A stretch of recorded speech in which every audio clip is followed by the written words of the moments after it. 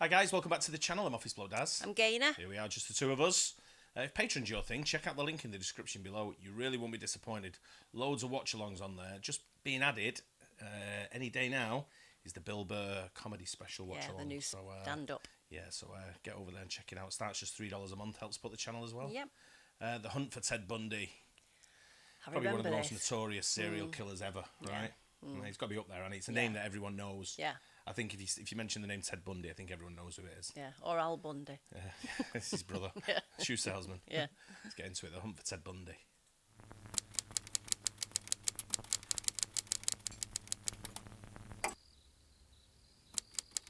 I love this Bob show. Hayward, a highway patrol officer from Salt Lake City, sits in his car in front of his house on Hogan Street.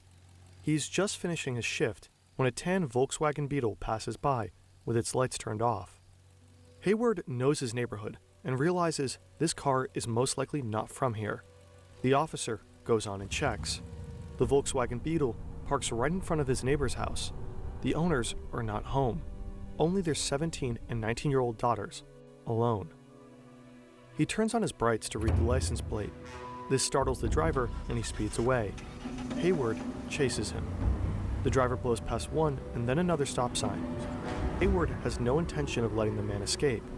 A few minutes later, the Beetle finally stops at an abandoned gas station. A man gets out of his vehicle with his hands up. He wears blue jeans, a black turtleneck, and tennis shoes. He has shoulder-long dark hair and smells of weed. Hayward points his gun at him. The man says he's a law student and was at the local drive-in watching Towering Inferno. He got lost on his way home. The only problem is that Hayward drove by the theater earlier. Towering Inferno was not being shown that night. The officer checks the man's car and sees something very strange. The passenger seat is missing. In its place is an open bag with multiple very strange items. A ski mask, a crowbar, an ice pick, a box of trash bags, gloves, a pantyhose, rope, and Do you think that's enough to arrest someone? Oh, God, yeah. And he's not used them. Yeah, but still, that's, But you they're know. missing the front seat and all that shit sat on there. Yeah. Hey. No, I think that's major, like, red Yeah, flags. isn't it? It is. wire. In the trunk, Hayward also discovers a pair of handcuffs. I'm going to arrest you tonight for evading an officer, mister. But I intend to ask the county attorney for a complaint against you for possession of burglary tools. Back at the police station, the man gets registered and photographed. While he had the necessary tools, there was no burglary to directly link them to. But without any evidence, he is free to leave the station on bail. Bob Hayward is suspicious. He is convinced that the man wanted to break into his neighbor's house with those two girls inside. Though it was only much later that Hayward would realize the man he arrested that night was none other than America's most infamous killer, Ted Bundy. And it will take a lot more to finally catch him. He's not a wild beast to look at. You always find that when there's a serial killer, they almost had him, Yeah. right? Or her, whoever it may be. The story always goes, they had him in the grass. They knew it was him, or they interviewed him, or I know there's a couple that sort of got through the net, but most of the time, there's always a story. Yeah. They had him. Yeah, like the Yorkshire Ripper over They had here. him. Yeah. Numerous times. Yeah, I know. There's just loads when you see it, and you're thinking, how come they didn't? What goes through people's minds, though, to be a serial killer? I don't know.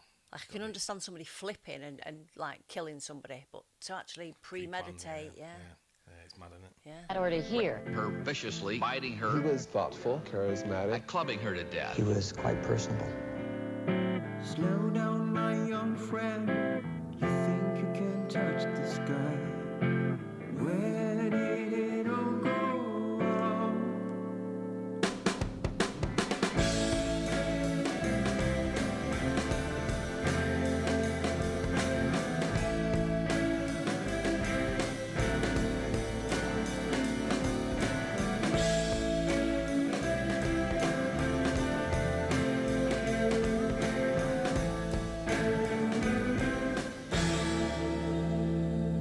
Top channel. Yeah.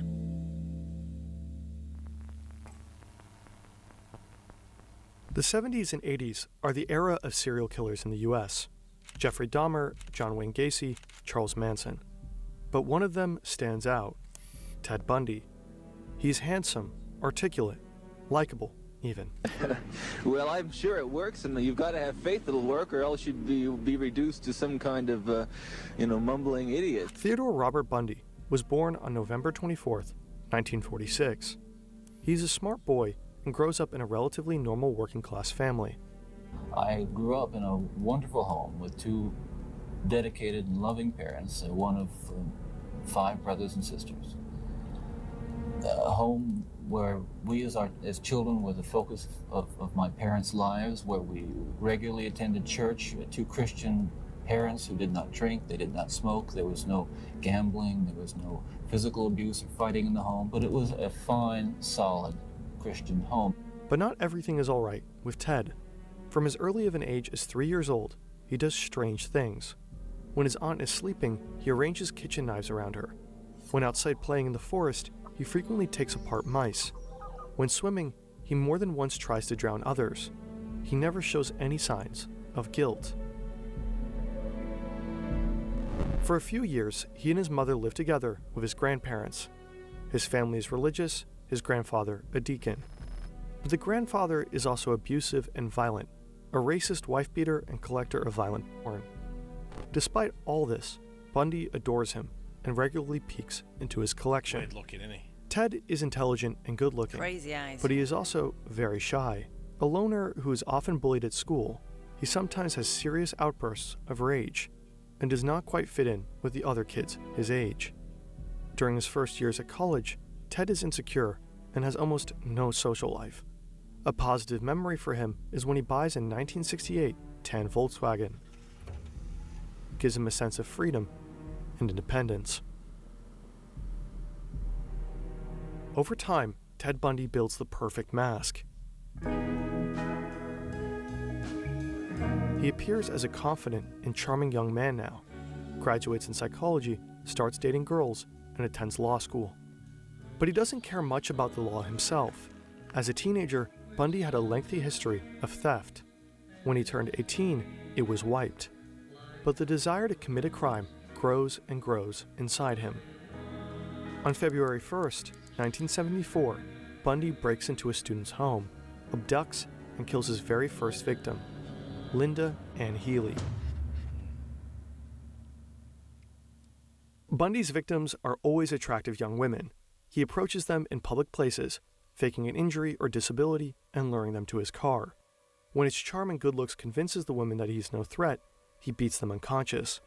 For the bodies, he has a place on the floor of his tan Volkswagen right where the passenger seat used to be. He drives to a secluded location where he brutally rapes, strangles, and kills them, often not even stopping there. Every month, more and more women disappear, first in Washington, then in Utah. The public is afraid. The police are desperate. For a very long time, nobody has a clue who did all this or how to find them. Before How Ted long Bundy, was he on the the term run? serial killer simply did not exist in people's minds. His facade is always well maintained. He even briefly works for the Seattle Crime Commission and writes a rape prevention pamphlet for women. Bundy knows exactly how to not leave any evidence. DNA tests were not yet invented, and even if the police would find something, departments at the time rarely shared information across state borders. But on November 8th, 1974, Ted Bundy makes a crucial mistake. He leaves a witness.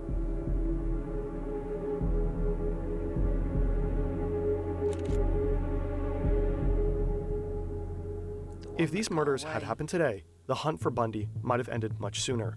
Fingerprint matching and other computing techniques have transformed police work over the last decades. Data science is relevant in countless fields today, and it's not magic. Brilliant can be a great first step to get your foot in the door. With Brilliant, you learn by doing, engaging with thousands of interactive lessons in math, data analysis, programming, and AI.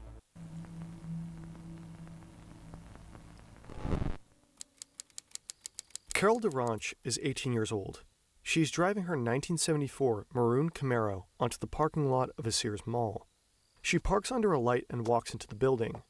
Carol is looking for books and stands just outside of Weldon's bookstore when a man approaches her.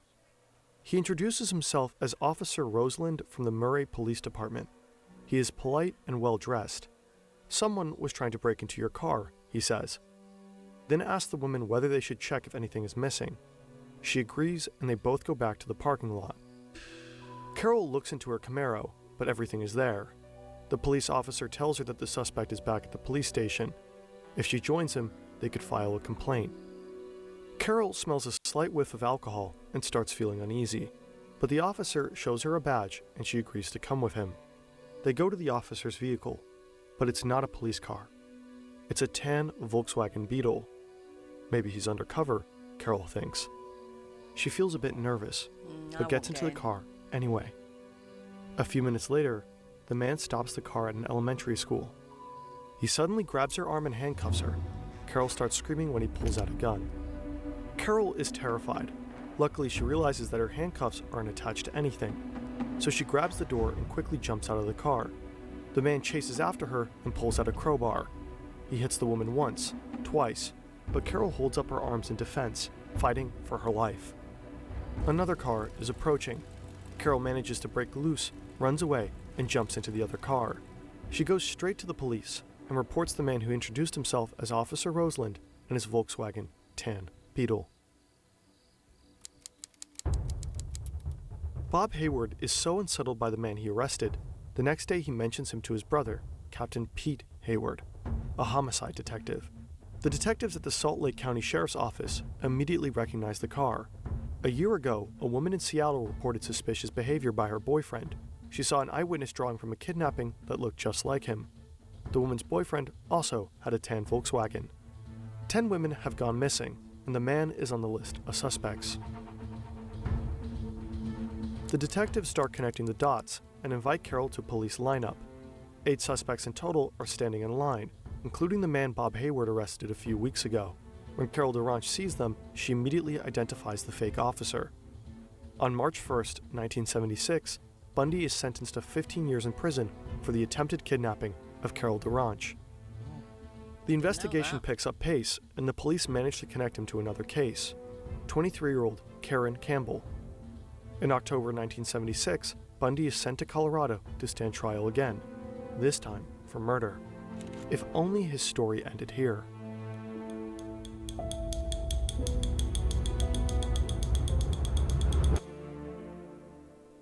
In his second trial, Bundy decides to defend himself in court. He is a law student after all, and a very confident one. For that, Bundy receives slightly more freedom from the judge than other prisoners. A typewriter, a desk, unlimited and untapped phone calls, and access to the law library in the courthouse. There he can move freely without shackles or handcuffs. Bundy's trial is in full swing. During a recess, he goes to the library. His guard is in the hallway, smoking a cigarette. It is a sunny day, the sky is blue, and Ted Bundy jumps from a second-story window. The fall is hard, but after landing, he immediately runs across the street, over a fence, and into an alleyway. Wow. From there, he sprints to a river, and from there, straight to the mountains. Bundy planned his escape for weeks, jumping from his bunk bed to strengthen his ankles, going through his exact escape route again and again, putting on a second layer of clothes under his courtroom outfit, practicing how fast he can change, getting a haircut, shaving his beard. A woman rushes into the courthouse and informs a guard that she saw a man jumping from one of the windows. The guards immediately sweep the floor. From the moment Bundy leapt from the windows, it takes them 10 minutes to realize he's gone. The police set up roadblocks. They send bloodhounds into the mountains and tell the residents to lock their doors. Radio stations and newspapers quickly cover the escape. 150 policemen are now hunting a killer on the loose. Ted Bundy wanders through the mountains. He has nothing with him, no money, no food, no plan, only a light shirt and his pants, and since he defended himself in court, a map of the area that was used in the trial. A whole day, he hikes up the grassy hills and by nightfall manages to cross the Aspen Mountain. The next morning, however, is cold and rainy. So instead of wandering further south, he tracks back and finds a small cabin, where he stays for the night. On day 3, Bundy leaves the cabin, now better equipped. He has some food, warm clothes, and a rifle. On this day, the FBI joins the manhunt, bringing in helicopters. Despite the map, Bundy gets lost. When a rainstorm hits, he becomes even more disoriented. The cold is doing the rest. He eventually starts walking in circles and lands back at the cabin. There, he finds tracks of the search party. They're onto him. For 5 full days, Bundy is hiking through the hills, With his ankles swollen and his food running low, he finds himself back in Aspen. His only chance of escape is to find a car. At a golf course, he finally finds an old Cadillac with the keys inside. It's the morning of the 6th day of Bundy's escape. 2 police officers see a Cadillac zigzagging on the road. They stop the car, assuming it's a drunk driver. Instead, they find a sober but weak Ted Bundy. He lost over 20 pounds and barely managed to steer the car. His nose is wrapped in Band-Aid and he wears glasses, but the officers easily recognize him. He is arrested only 2 blocks from where he jumped out of the window. Back in custody, Bundy now also faces charges for escape. He has to wear shackles and handcuffs when in court. It matters little to him. Almost immediately, he starts planning another escape.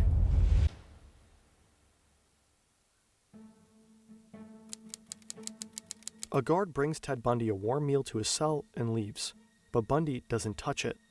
Instead, he lifts himself up into a small hole in his ceiling. In the weeks prior, he used a hacksaw he got from another inmate on an already loose light fixture to cut open a hole. To fit in there, he had to lose weight, so he reduced his meal sizes by constantly complaining about the food as a cover. Bundy is prepared.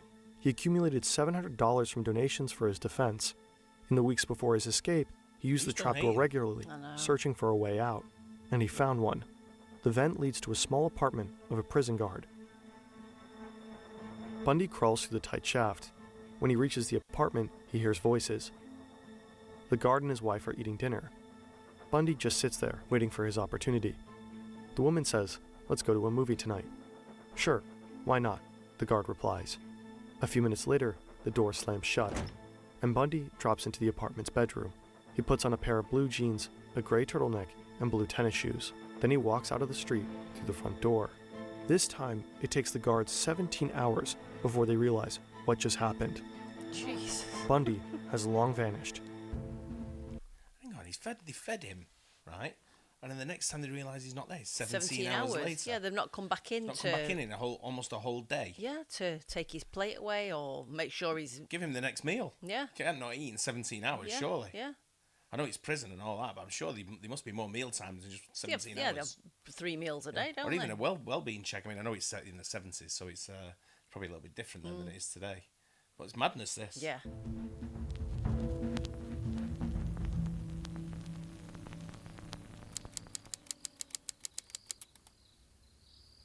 It is a quiet night on campus. The parties have mostly ended, and the local nightclub is closed for over an hour now. Nita Neary comes back from a date with her boyfriend. When she tries to enter her sorority house, Chi Omega, she notices that the door is unlocked. She enters and finds that the lights are still on. A few seconds later, she hears a loud noise from upstairs, followed by footsteps. A man comes rushing down the stairs. He's holding some kind of club in his hand. He hastily opens the front door and runs outside. Nita wakes up the others, and they soon realize a monster has been in their house. 4 young women have been assaulted. 2 of them will die.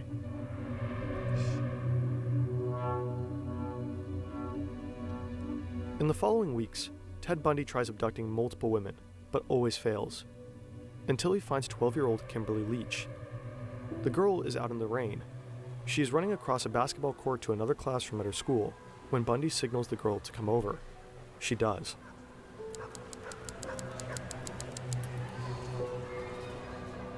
David Lee, a patrol officer from Pensacola, sits in his car when an orange Volkswagen passes by with its lights turned off. Lee knows his area well and realizes this car is most likely not from here. He follows the driver and checks the license plate. The car is stolen. Lee turns on his police lights and the car starts to speed away. But David Lee has no intention of letting the man escape. A few minutes later, the Beetle finally stops. Bundy must have had a strange feeling of déjà vu at this point. This time, Bundy will not just get out of the car with his hands up. He will not say he's a student who watched a movie and got lost on his way home. This time, Bundy decides to fight. He gets out of the car. The officer points a gun at him. When the officer tries to cuff Bundy, he hits him in the face, kicks him off his feet. The officer fires a warning shot, and Bundy runs. Lee, now running right behind Ted, fires another shot, and the man falls to the ground. But Bundy hasn't been shot. It's a trick to grab the officer's gun. He fails. The officer hits Bundy with his pistol and manages to arrest him. The hunt for America's most infamous killer has finally ended.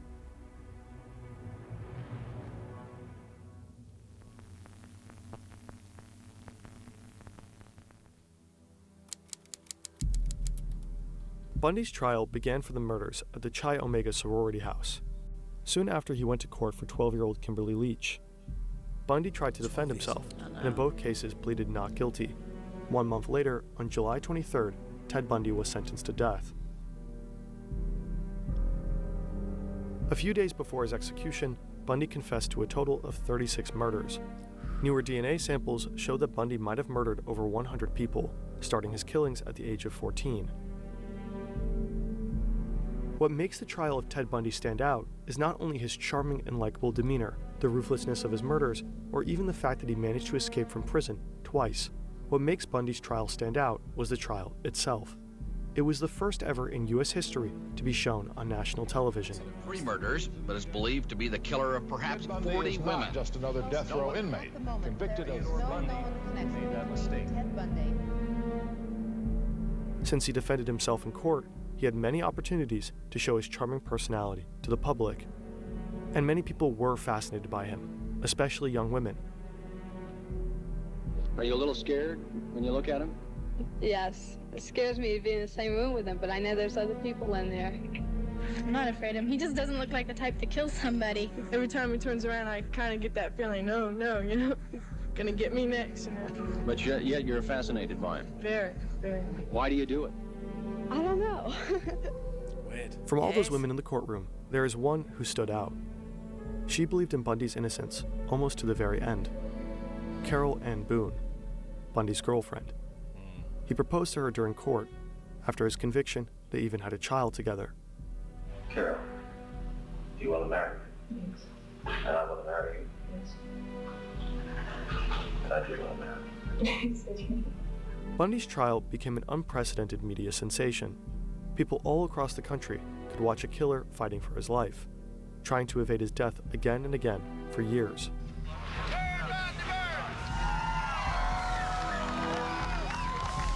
On the last day before his execution, television crews from all over the country came to Florida State Prison. Thousands of people gathered. They had signs with them and fireworks. At one point, the celebration got out of hand. T-shirts were sold. With a phrase, you could hear people chanting, "Burn, Bundy, burn." Yep.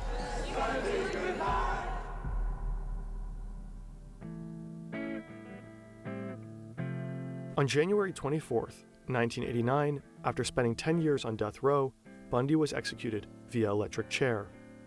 The person who flipped the switch was a woman. Ted Bundy, even in death, stirred hatred.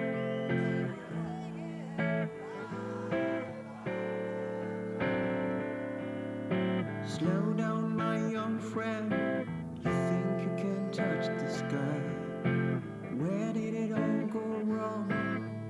Where did it all go wrong? Slow down, my young friend. Good. You think you can touch the sky? Yeah, I didn't realise he was.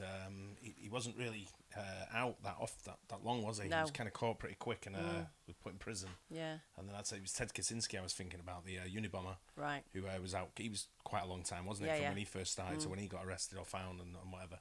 But yeah, Ted Bundy, nuisance, wasn't he? Yeah, I knew the name, but I didn't know that much. I knew he was like a Yeah, a I knew mass he was a killer. serial killer. Yeah, that's like I said, I knew he was a serial killer. I knew it had something to do with Utah. Yeah. I wasn't sure about was the other one Washington. Yeah.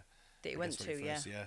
but I knew it was Utah, sort of like based in Florida. But again, I thought I knew more than I did about Ted Bundy, but I didn't. No. And like I say, I think I'm getting mixed up with Ted Kaczynski. Yeah.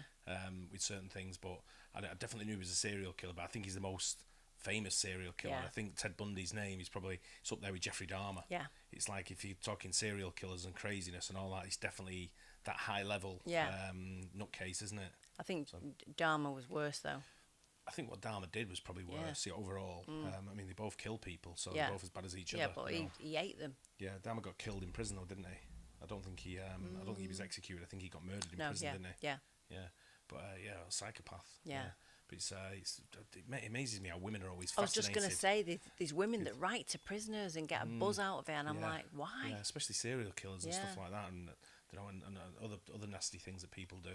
But yeah, they just seem to get a buzz off it and think. I don't know what they think they're going to do, Because I'd say you now, if they were out and you were there, you're next. Yeah. Simple as that. You can't change them. No. You know. But there you go. Interesting. Great channel though, isn't it? Yeah, it is very good. That channel. Yeah. Hopefully you guys enjoyed that. Don't forget to like and subscribe. We'll see you on the next one. Bye. Cheers.